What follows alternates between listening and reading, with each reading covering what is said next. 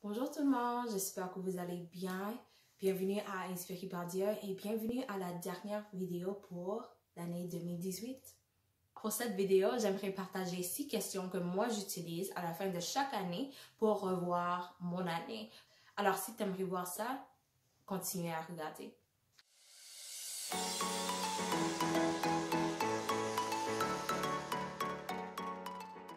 Je me souviens quand j'étais en train d'enregistrer la première vidéo pour 2018, j'avais comme un feuille de papier, ça disait Bienvenue 2018, quelque chose comme ça pour le petit photo que je mets sur YouTube. Et maintenant, nous sommes à la fin de l'année et je dois avouer que cette année a été la meilleure année de ma vie.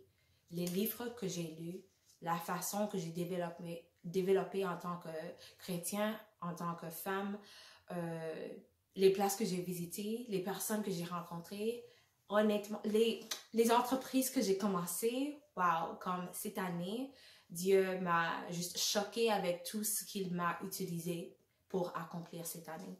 Alors, pour cette vidéo, j'aimerais bien partager avec vous 6 questions que moi j'utilise à la fin de chaque année depuis 2016 pour revoir et réfléchir sur mon année. Et j'aimerais partager mes réponses pour l'année 2018 avec vous. Numéro 1. Quelle est la plus grande chose que tu as vu Dieu en train de faire cette année? Alors, pour moi, la réponse est vraiment le développement de mon caractère dans une capacité spirituelle et aussi dans une capacité d'entreprise, comme en tant que femme d'entreprise. En toutes les différentes capacités, les différentes sphères de ma vie, j'ai développé cette année. Et comme j'ai déjà dit, j'ai développé cette année. En fait, je vais regarder la vidéo, la première vidéo que j'ai fait en 2018. Moi, je regarderai ça peut-être en janvier. Je regarderai ça et je vais voir. Je serai capable de même comparer les deux personnes qui étaient devant vous. Mais ça a été vraiment la plus grande chose que j'ai vue Dieu en train de faire cette année. Troisièmement, qu'est-ce qui a été la partie la plus difficile de l'année? Pour moi, je me souviens, il y avait une journée, j'étais en train de pas pleuvoir, pleurer. J'étais en train de pleurer parce que j'étais vraiment déçue.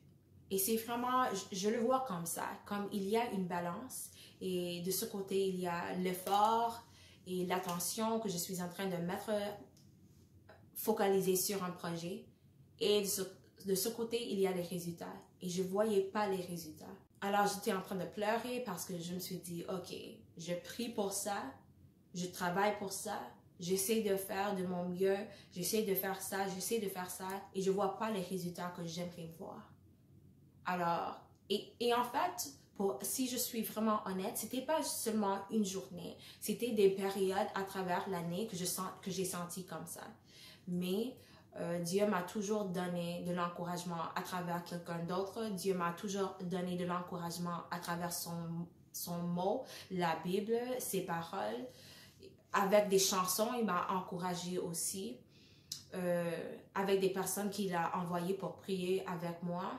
Alors, il m'a toujours encouragé dans ces moments que je croyais que l'effort que je mettais, ça ne produisait pas les résultats que moi, je voulais voir. Quatrièmement, qu'est-ce que vous avez appris par cela? Alors, les moments les plus difficiles, qu'est-ce que vous avez appris par cela? Dans ce cas, j'ai vraiment appris que la patience est absolument nécessaire. C'est pas facultatif, c'est pas quelque chose que je peux choisir si je veux. Non, la patience, ça doit être partie de la vie d'une personne croyante parce que ça va pas toujours passer comme je crois que ça va passer. C'est pas, en fait, c'est juste pas comme ça que la vie, ça fonctionne. Alors, la patience, j'ai appris que la patience est absolument nécessaire. Deuxièmement, j'ai appris que Dieu ne va jamais me laisser. Alors, si je suis en train de croire que je mets tout mon effort dans quelque chose et ça ne produit pas les résultats, ne produit pas le récolte que j'aimerais voir, c'est juste à savoir que dans le temps correct, dans le temps divin, Dieu va me fournir les résultats que j'aimerais voir. Et lorsque je suis en train de lui attendre, il ne va pas me laisser. il sera toujours là. Parfois, quand je me stresse et parfois quand ça semble que les obstacles et les tâches et les responsabilités que moi j'ai à affronter dans la vie sont trop lourds et ça me présente avec des challenges que je crois pas que je pourrai surmonter, c'est probablement parce que j'ai pris tout le travail sur moi-même au lieu de le donner à Dieu. Honnêtement, c'est ça que je comprends maintenant et je ne suis pas capable de supporter ce que Dieu est capable de supporter. Alors, ça serait la troisième chose que j'ai appris cette année. Et cinquièmement, qu'est-ce que Dieu est en train de vous dire pour 2019?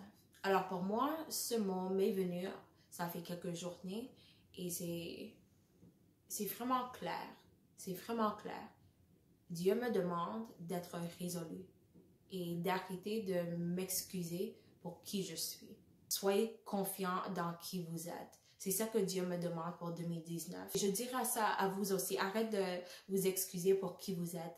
Et je dois dire, ce n'est pas en tant que caractère négatif qu'on doit laisser en 2019. Non, ce sont les choses qui vous caractérisent comme personne. Par exemple, je suis une femme, je ne vais pas m'excuser pour être femme. Je suis femme, c'est comme Dieu, c'est ce que Dieu a voulu que je sois. Alors, des choses comme ça, je suis femme d'entreprise. Je ne vais pas m'excuser pour ça non plus. J'ai une chaîne YouTube, je ne vais pas m'excuser pour ça. Ce sont les choses que Dieu m'a demandé de faire. Si vous êtes dans le chemin que Dieu vous a dit d'être, ne vous excusez pas. Alors, ce sont les 5 choses que moi, je me demande chaque année. Et la 6e question, je le changerai pour cette vidéo. Et j'aimerais savoir comment est-ce que Dieu a utilisé cette chaîne inspirée par Dieu ou mon page Instagram pour vous encourager cette année.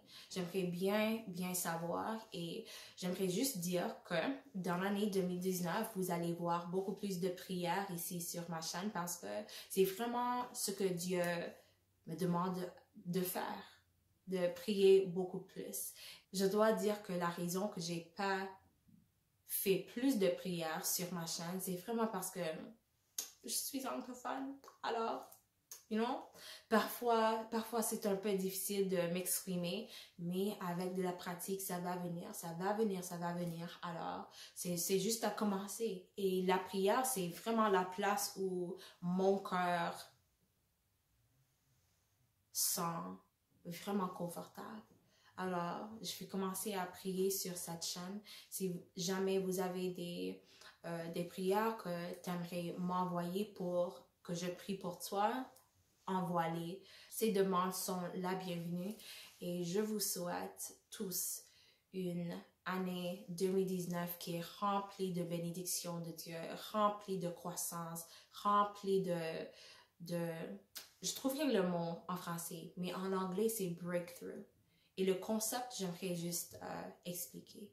Le concept de breakthrough, c'est comme il y a une mur. Alors, le mur est ici. Et à chaque fois que j'arrive ici, je ne suis pas capable de me rendre à l'autre côté du mur. Mais à travers un breakthrough, je suis capable de soit aller autour du mur, aller à travers le mur par je ne sais pas, quelque chose a brisé le mur, cassé le mur, détruit et je suis capable de me rendre à l'autre côté. Alors, je vous souhaite une année remplie de breakthrough. Et je vous aime tous. C'est vraiment un plaisir d'être ici avec vous sur cette chaîne et j'espère que Dieu a vraiment utilisé cette chaîne pour vous rappeler qu'il est là, rappeler qu'il nous demande à vivre des vies qui sont inspirées par lui et de prier et de lire votre Bible parce que c'est comme ça et aussi de vous retrouver dans la communauté d'autres personnes croyantes parce que c'est vraiment comme ça qu'on aura la victoire. Alors, à la prochaine, à 2019 et je vais vous voir très bientôt. Que Dieu vous bénisse et soyez toujours inspirés par Dieu.